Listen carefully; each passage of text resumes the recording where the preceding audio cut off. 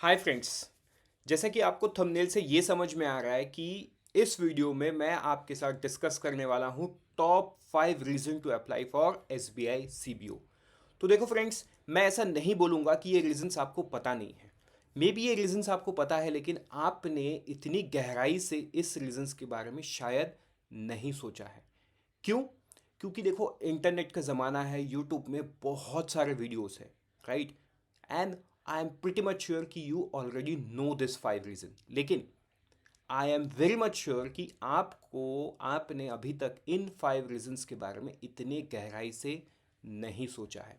तो इस छोटे से वीडियो में मैं आपको ये सोच को समझाने जा रहा हूँ, राइट, कि what are this top 5 reason. अगर आप एलिजिबल हो तो आप इस एग्ज़ाम में बिल्कुल ही अप्लाई करो, ठीक है? तो सबसे पहले, welcome to IXMB and IXMB learning experience. First thing first, पहला रीज़न, नंबर ऑफ वैकेंसीज। तो एक बार ना हम वैकेंसीज को लेके बात करते हैं। आई नो, देखो, आपको भी वैकेंसीज के बारे में पता ज़रूर है, लेकिन मैं आपको जिस तरीके से बताऊंगा शायद वो गहराई से आपने नहीं सोचा है। सबसे पहले वैकेंसी देखते हैं 2021 में कितना आया था। 21 में आया था 1226, 1226 वैकेंसीज, राइट। 2022 में कितना आया था? ऑब्वियस सी बात है, देखो, स्टेट बैंक ऑफ इंडिया है, एक्सपेंशन करता है, बहुत बड़ा बैंक है देश का। 1422 वैकेंसीज, राइट। अब आप सोचोगे 2023 में कितना ही आएगा। वैकेंसी आपको तो पता है, right, you already no it, but look at the graph, 5447। अब ऐसा क्यों हुआ, इस बारे में सोचो। देखो, अगर मैं 2023 की बात करूं ना, 2023 में स्टेट बैंक ऑफ इंडिया एक ऐसा कंपनी बन गया, कंपनी, मैंने बैंक नहीं बोला, ऐसा कंपनी बन गया तो देश में सबसे ज़्यादा प्रॉफिट कमा रहा है, राइट। इवन रिलायंस इंडस्ट्रीज से भी ज़्यादा। शायद अब आप इस गहराई को समझ पा रहे हो, ठीक है। Again I will repeat, Reliance industry से भी ज़्यादा।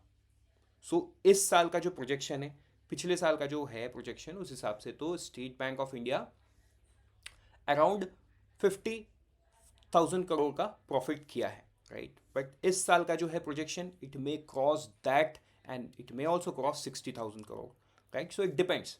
तो देखो, अब सोच रहे हो सर ये सब बातों से मेरा क्या लेना देना।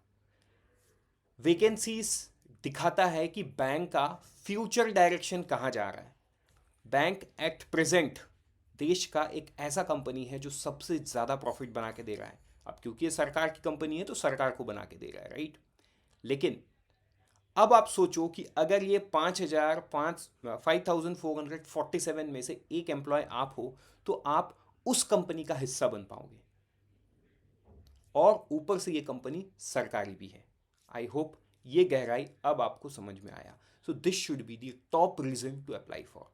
कई बार होता है ना, वैकेंसी कम होता है, हमें मोटिवेशन मिलता ही नहीं है, क्यों अप्लाई करना यार, वैकेंसी ही कम है। लो, एसबीआई ने जवाब दे दिया, वैकेंसी 5447, राइट, वो भी सर्कल बेस्ड ऑफिसर। चलो, इसी बात से, ऐसा मैंने क्यों बोला, बढ़ते हैं नंबर 2 पे, वो भी सर्कल बेस्ड ऑफिसर, यस। तो बात यहाँ पे ट्रांसफर को लेके आती है। देखो, अगेन ये बात आपको पता है, ठीक है, SBI PO and SBI CO में यही डिफरेंस है। लेकिन आप यहाँ पे ये माइन्यूट डिटेल शायद नहीं जानते हो कि 12 साल का सर्विस, या till the time you become SMGS 4, scale 4 तक आप जब नहीं पहुंच जाते हो, तब तक आपका रिलोकेशन नहीं होगा। मतलब दिस इज एन अपॉर्चुनिटी, आप घर पे रह के, आपके होम सिटी के क्लोज में रह के काम कर सकते हो। क्योंकि पीओ में आप मान के चलो सेंट्रल इंडिया से हो, you never know, you can be posted in the north east, right. देखो, नॉर्थ ईस्ट में आपको काम करने मज़ा तो आएगा, मतलब right now you are thinking कि सर बहुत मज़ा आएगा, सेंट्रल इंडिया से मैं हूँ तो मैं नॉर्थ ईस्ट में जाके काम करूँगा। But you will miss your family, you will miss your friends, many things. So again, for career बहुत लोग करते हैं, आप भी करोगे नो डाउट। लेकिन बात सीबीओ की करें तो सीबीओ में यहाँ पे आपके पास वो अपॉर्चुनिटी है कि आप अपने होम स्टेट में रहोगे, आप अपने घर पे रह के काम कर सकते हो, आप अपने होम सिटी के क्लोज में रह के काम कर सकते हो। लेट्स से भोपाल, हाँ, भोपाल, और आप मान के चलो आप इटारसी से हो, ठीक है, आप इटारसी से हो, आपको भोपाल मिला, तो इटारसी और भोपाल कितना दूर है, may be you can go daily and come back. तो सीबीओ में ये अपॉर्चुनिटी मिलता है, पीओ में नहीं मिलता है, राइट। तो आप कहाँ ज्वाइन करोगे, आप ज्वाइन करोगे as a scale 1 junior management grade, JMGS 1 पे आप ज्वाइन करोगे, and till the time you become chief manager या स्केल 4, ठीक। तो आपको ये जो है ट्रांसफर नहीं होगा, करेक्ट। चलो, रीजन नंबर 3 एंड 4 एक साथ देखेंगे, negative marking and sectional mark. उससे पहले मैं एग्जाम पैटर्न की बात करता हूँ। एग्जाम पैटर्न है English language, banking knowledge, general awareness and computer aptitude. तो देखो, ये जो कंप्यूटर एप्टीट्यूड है, यहाँ पे कंप्यूटर भी आता है, यहाँ पे रीजनिंग भी आता है। तो यहाँ पे आपको एक समझने वाली बात ये है कि यहाँ पे क्वांट्स नहीं है।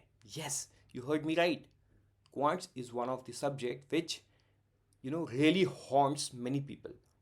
सबको आता है, लेकिन वो जो टाइम बाउंडेशन में सॉल्व करने वाली बात है वो सब में नहीं है।